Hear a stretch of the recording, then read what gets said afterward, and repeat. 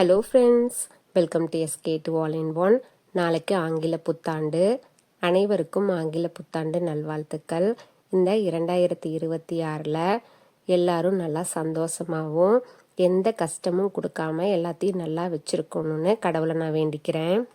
Christmas அன்னைக்கு வீட்டில் இருக்கிற பொருளை வச்சு ரொம்ப சிம்பிளாகவும் ஈஸியாகவும் சீக்கிரமாகவும் செய்கிற மாதிரி கேக் ரெசிபி தாங்க செஞ்சுருந்தேன். அந்த கேக் ரெசிபி இப்போ பார்க்கலாம். இந்த கேக் ரெசிபியை பார்த்துட்டு நாளைக்கு ஆங்கில புத்தாண்டுங்கிறனால நீங்களும் இந்த மாதிரி ட்ரை பண்ணி பாருங்கள். செம்ம சூப்பராகவும் டேஸ்டாகவும் இருக்கும். இந்த கேக்கை நான் குக்கரில் தாங்க செஞ்சுருந்தேன். வெண்ணிலா எசன்ஸ் சேர்க்கல, பேக்கிங் சோடா எதுவும் போடாமல் தாங்க செஞ்சேன். எப்படி செய்கிறதுன்னு பார்க்கலாம் வாங்க. இந்த அமுல் டார்க் சாக்லேட்டில் நான் வாங்கலைங்க, என்னோடய தம்பி கொண்டு வந்து கொடுத்தாங்க, ஏதாவது செஞ்சுக்கோ அப்படின்னு. சாப்பிட்டும் பார்த்தோம், ரொம்ப கசந்தது. இந்த அமுல் டார்க் சாக்லேட் ரொம்ப அதிகமாகவும் யூஸ் பண்ணக்கூடாது, பாதி தாங்க யூஸ் பண்ணிக்கிட்டேன். கலருக்காகவும் டேஸ்ட்டுக்காகவும் மட்டும் சேர்த்துக்கிட்டேன். என்கிட்ட சாக்லேட் இருந்தனால மட்டும்தாங்க இந்த சாக்லேட் ஃப்ளேவரில் பண்ணேன். அப்படி இல்லைன்னா லெமன், ஆரஞ்சு இந்த மாதிரி யூஸ் பண்ணியிருப்பேன். அதுவும் இல்லைன்னா வெறும் கோதுமாவில் மட்டும் கேக் செஞ்சுருப்பேன். சாக்லேட்டை டபுள் பாயிலிங் மெத்தடில் மெல்ட் பண்ணி எடுத்துக்கிட்டேன். கேக்கு நல்லா கலக்கிற அளவுக்கு அகலமான பாத்திரத்தை எடுத்துட்டு 1 கப் கோதுமாவை நல்லா ஜலிச்சு எடுத்துக்கிட்டேங்க. இந்த கோதுமாவு ரேஷன் கடையில் போடுற கோதுமையை காய வச்சு அரைச்சது. கொஞ்சம் கொஞ்சமாக ஜல்லடையில் போட்டுட்டு நல்லா ஜலிச்சு எடுத்துக்கிட்டேங்க. கோதுமை மாவுலேயே இட்லி தோசைக்கு சேர்ப்போம் இல்லைங்க, அந்த சோடா உப்பு கொஞ்சம் சேர்த்துட்டு கொஞ்சமாக தூள் உப்பும் சேர்த்து அதையும் நல்லா ஜலிச்சு எடுத்துக்கணும். கோதுமாவை நல்லா ஜலிச்சு எடுத்ததுக்கப்புறம் எந்த கப்பில் கோதுமாவை எடுத்தனோ அதே கப்லையே வெள்ளை சர்க்கரையை மிக்சி ஜாரில் போட்டு அரைச்சி 1/2 கப் அளவு சேர்த்துக்கிட்டாங்க. சுகர் நல்லா சாப்பிட்றவங்க 3/4 கப் அளவு சேர்த்துக்கலாங்க. நாங்கள் இனிப்பு ரொம்ப கம்மியாக சாப்பிடுவோம் அப்படிங்கிறனால கேக்குக்கு இந்த இனிப்பு எங்களுக்கு கரெக்டாக இருந்துச்சு. பொடி பண்ண 1/2 கப் சர்க்கரையை ஜல்லடையில் போட்டு அதையும் நல்லா ஜலிச்சு எடுத்துக்கிட்டேன். எல்லாத்தையும் ஜலிச்சதுக்கப்புறம் மாவு, உப்பு, சோடா உப்பு, சர்க்கரை எல்லாத்தையும் கலங்குற அளவுக்கு ட்ரையாக இருக்கும்போதே ஒரு ஸ்பூன் போட்டு கலரை விட்டுக்கிட்டேன்.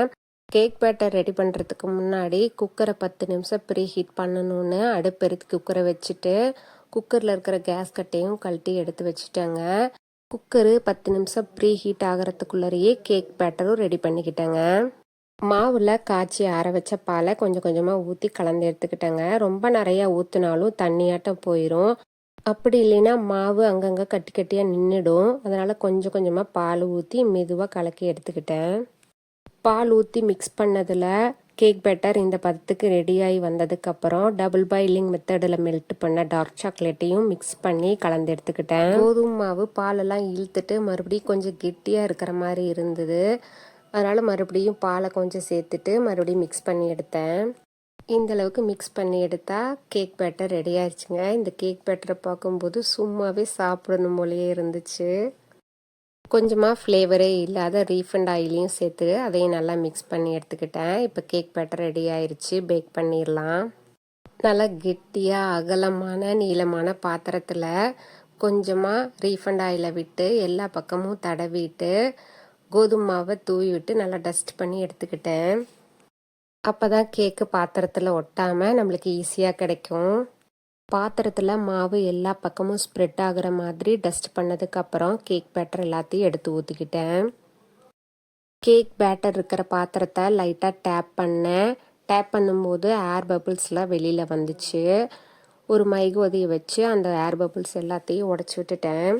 பேக் பண்ணுறதுக்கு முன்னாடி கேக் பேட்டர் மேலே எதை வேணாலும் வச்சு டெக்கரேட் பண்ணிக்கலாம். என்கிட்ட பாதாம் முந்திரி மட்டும்தான் இருந்துச்சு. அதை மேலே நல்லா அழகாக அடுக்கிட்டு டெக்கரேட் பண்ணி எடுத்துக்கிட்டேன்.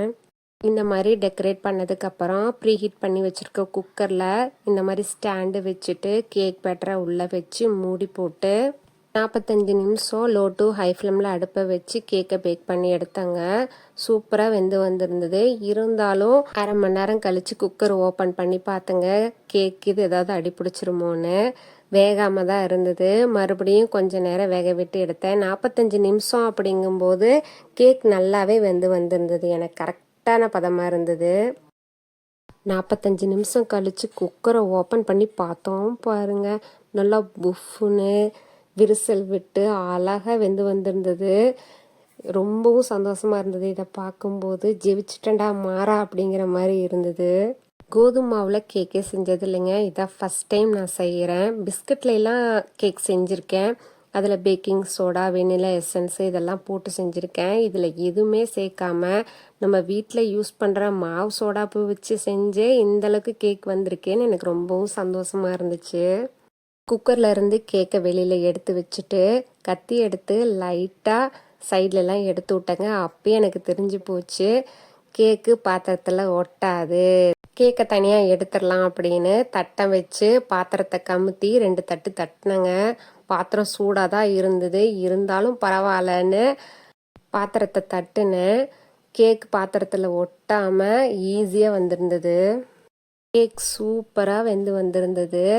கொஞ்சம் நேரம் ஆற விட்டுட்டு கட் பண்ணி சாப்பிட்லான்னு அப்படியே கொஞ்சம் நேரம் விட்டு வச்சுருந்தேன். கேக்கை லைட்டாக அழுத்தி பார்த்தாங்க, ஓரளவுக்கு நல்லா ஸ்பான்ச்சியாக தான் இருந்தது.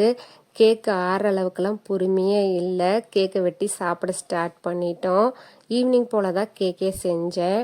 கேக் சாப்பிட்டு முடிச்சுட்டு டின்னர் சாப்பிட்ணும் அப்படிங்கிறதுக்காக கேக்கை வெட்டினேங்க. சூப்பராக வெட்டுச்சு, ஒட்டவே இல்லை துளி கூட. கேக்கு பார்க்கும்போதே ரொம்பவும் அழகாக இருந்துச்சுங்க. பார்க்கும்போதே சாப்பிட்ணும் போல் இருந்தது.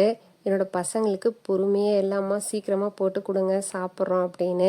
சாப்பிட்டு முடித்ததுக்கப்புறமா மறுபடியும் கேக் வேணும்னு சொல்லி கேட்டாங்க. கண்ணு நாளைக்கு சாப்பிட்டுக்கலாம் அப்படின்னு சொல்லிட்டு ஆளுக்கு 2 பீஸ் மட்டும் கொடுத்தேங்க. சூடாக சாப்பிடும்போது அது ஒரு டேஸ்ட்டாக இருந்துச்சு. அடுத்த நாள் வச்சு சாப்பிடும்போது அது ஒரு டேஸ்ட்டாக இருந்துச்சு. மறுபடியும் இன்னொரு நாள் இதே மாதிரி செஞ்சு கொடுங்க அப்படின்னு பசங்க கேட்டிருக்காங்க. சரி ஓகே கண்ணு, நான் செஞ்சு கொடுக்குறேன் அப்படின்னு சொல்லியிருக்கேன். பசங்களுக்கு பர்த்டேனாலோ எங்களோட பர்த்டேனாலோ கடையிலலாம் கேக் வாங்கிலாம் வெட்டுறது இல்லைங்க. சின்ன வயசில் வெட்டினது, அதுக்கப்புறம் நாங்கள் பழக்கப்படுத்தக்கூடாதுன்னு நாங்கள் கேக்லாம் வெட்டுறதில்ல. பீஸ் கேக் வாங்கி நாங்கள் எல்லோரும் சாப்பிட்டுப்போம். இனிமேல் பீஸ் கேக் கடையில் கூட வாங்கக்கூடாதுன்னு முடிவு பண்ணிட்டோம். வீட்லேயே இனிமேல் செஞ்சு சாப்பிட்டுக்கலான்னு. நீங்களும் இந்த மாதிரி கேக் செஞ்சு சாப்பிட்டு எப்படி இருந்ததுன்னு எனக்கு கமெண்ட்டில் சொல்லுங்கள். இன்னும் நிறைய டிஃப்ரெண்ட்டான ரெசிபி, டிஃப்ரெண்ட்டான கேக் இதெல்லாம் செஞ்சு நான் வீடியோவை போடுறேங்க. இந்த வீடியோ பிடிச்சிருந்ததுன்னா லைக் பண்ணுங்கள், ஷேர் பண்ணுங்கள், சப்ஸ்கிரைப் பண்ணுங்கள். சப்ஸ்கிரைப் பண்ணி சப்போர்ட் பண்ணிங்கன்னா தான் இன்னும் நிறைய வீடியோஸ் போட எனக்கு மோட்டிவேஷனாக இருக்கும். மறுபடியும் உங்கள் அனைவருக்கும் ஆங்கில புத்தாண்டு நல்வாழ்த்துக்கள். தேங்க்யூ.